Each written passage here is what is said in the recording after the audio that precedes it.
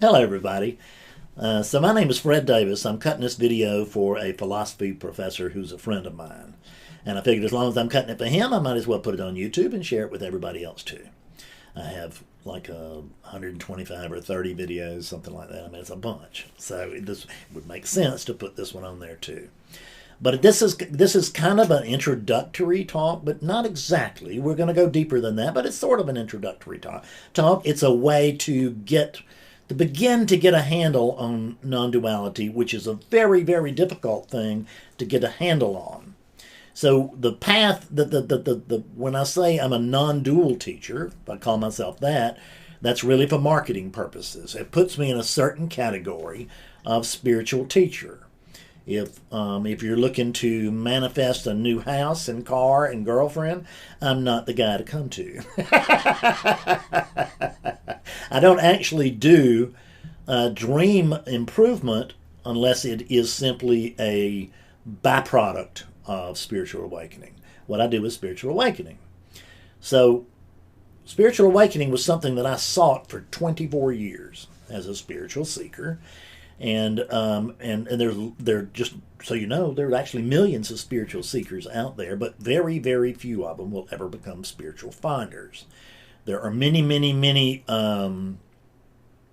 evasive paths, and there are many paths that are better than others. There's some paths that are better than others.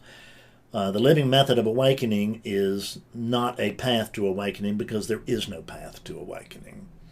That's the reason I call it a method. Is that a path? And I took a lot of heat for calling it method, but a path is the difference between a path and a method is that a path doesn't have to actually produce, and a method does.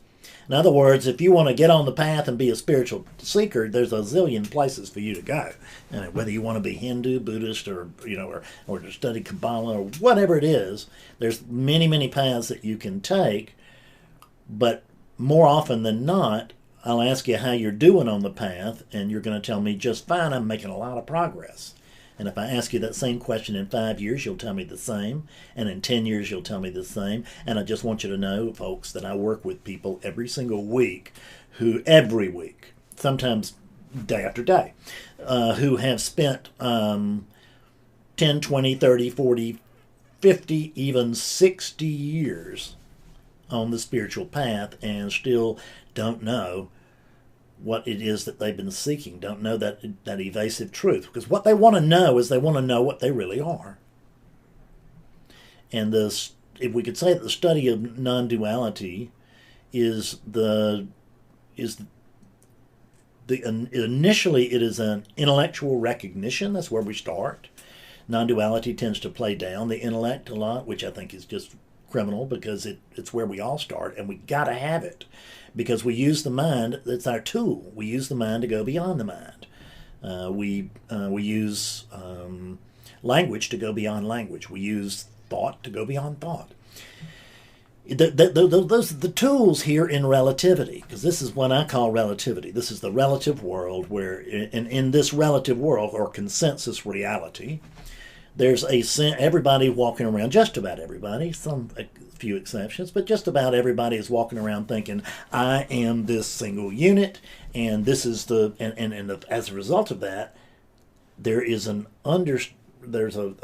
something underneath that says, and I am the center of the world, because everywhere I look, no matter what direction, look at that, I'm right in the center. So it really is about me. And this is the way that our planet has operated now for thousands and thousands of years. But lately, it's gotten to where that sort of operating is too costly because there's simply not enough here for 7.2 individual centers of the universe, which is what it feels like for everybody. But there's plenty here for one. And that's what non-duality points at, is the fact that there's just one thing going on here. And it doesn't matter what branch of non-duality you're using, whether it's, again, Zen, Kabbalah, native wisdom traditions, doesn't make any, whatever it is. Any of them can potentially take you to the truth, but that potentially is a large word, Christian mysticism, any of them. But that that potential is really what's really right, because what we find out is that in most traditions, the people that I work with have usually gone through one or more traditions by the time they get to me. Because I live in America and much of my teaching is done here, probably 2/3 of it is done in America and a third in Europe and Australia and elsewhere. But because I completely forgot what I was talking about. So I'm going to probably do that more than one time in this video. So I'm not going to just cut the video and like try to edit that out, because that would be trying to present something to you that isn't true, which is that this is a continuous flow coming from a Fred Davis body. That this talk is a continuous flow coming from there, and it is a more or less continuous thought pattern, but it's not coming out of a Fred, it's coming through a Fred. Because when I told you that I'm Fred Davis, that's not really true. It's not really true. I couldn't not say it because it just sounds so crazy coming out the gate with something like that. But at this point I have to just pull my pants down and tell you the truth. And that is that I'm not a Fred Davis. There isn't a Fred Davis anywhere, ever. Never has been, never will be. But for that 24 years that I was a spiritual seeker, I thought I was a Fred Davis, and I thought that Fred Davis should wake up, and that the way to get Fred Davis to wake up would be to add something that this poor lacking individual didn't have, probably in the way of information. And but it didn't work, not for 24 years. And when it worked was when I gave up. And now you can't do that as a strategy, just so you know. Don't try to do that as a strategy. It's just, it sometimes happens. What it amounts to is that my life was so miserable, practicing alcoholic, lost everything. Now I'm in middle age. And I was in my 50s before I woke up. And when I say I woke up, all of this is double speak, because I'll be referring to me as Fred in order to not seem crazy, and I'll be referring to me with my own true identity, which is awakeness. I am awakeness. You would probably call it consciousness. You can call it Tao. You can call it God if you want, but that's not any claim that this individual is making.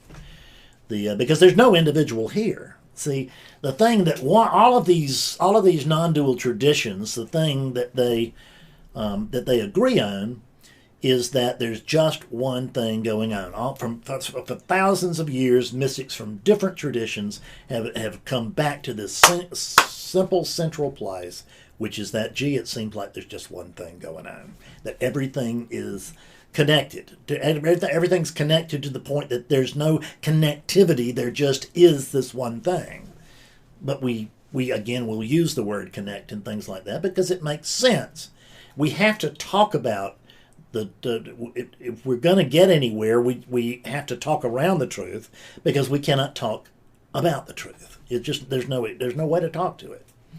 I was in a satsang, which is like a group meeting, yesterday, and I tried to talk about it, and what I did was I took people on a guided tour of the layers of reality. Took my students on a guided tour of some of the layers of reality, of moving from consensus reality to truth. And by the time we got to truth, everybody's mind was blown, including mine. I nearly passed out. That's the second time that I have really gone after trying to tell somebody this very, very directly as to what truth is. And the first time I did pass out with friends in my living room, and yesterday I came that close, right? Which is, I don't even know what that means. I'm just reporting it. That's all I ever do. I just report, because and this thing reports through this. But I am actually the animating, what I am is the animating presence of this unit. Let me show you something. So when I say the animating presence of this unit, I mean if I withdraw the animating presence that is here right now, if that is withdrawn, then what I've got is I've got myself a cadaver. It can't do anything. So basically what I have here is an animated cadaver. And this is more true than you can imagine. But the interesting thing is that because we grew up in we were trained.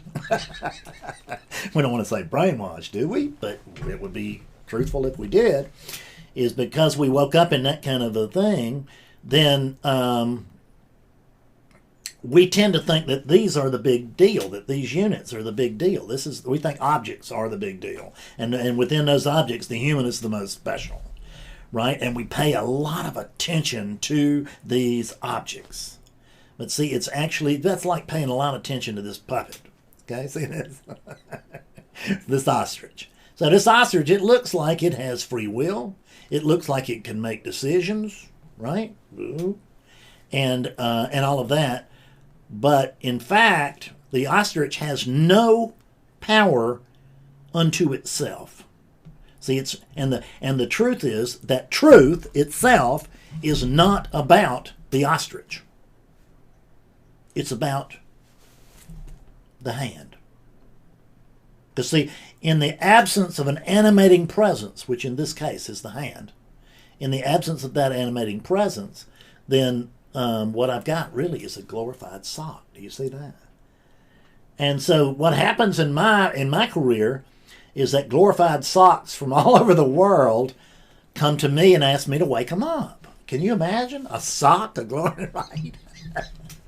Well, that's exactly what happens. When they say wake them up, what they mean is they're talking about spiritual awakening, what we might call, and most of us do, what we call enlightenment.